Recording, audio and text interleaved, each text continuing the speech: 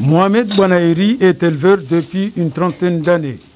Conscient des risques de contamination de différentes maladies qui peuvent affecter son cheptel, il prend régulièrement les précautions d'usage pour faire face à toute éventualité.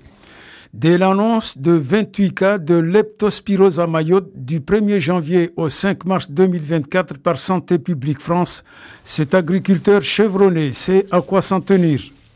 Pour faire un barrage à cette maladie, c'est de préparer des appâts, les mettre dans les exploitations, sachant dans les parcelles où il y a des fruits, comme les fruits de la passion, dans les parcelles où il y a des ananas, dans les parcelles où on stocke l'aliment, dans les parcelles où on jette les déchets de ce que les animaux n'ont pas mangé.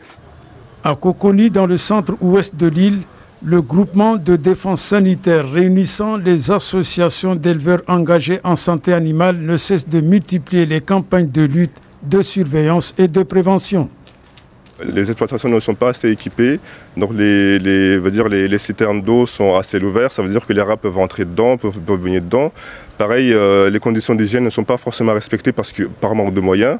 Les éleveurs n'ont pas forcément des habits spécifiques de travail, c'est-à-dire qu'il y a tous les risques possibles pour que les éleveurs puissent être contaminés par cette maladie.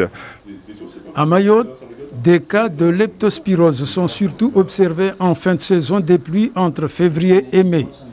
Et en termes de prévention, éviter la baignade en eau douce lorsqu'on porte des plaies, éviter de marcher pieds nus ou en chaussures ouvertes sur des sols boueux, se protéger par le port de bottes et de gants dans une activité agricole, de jardinage ou d'élevage.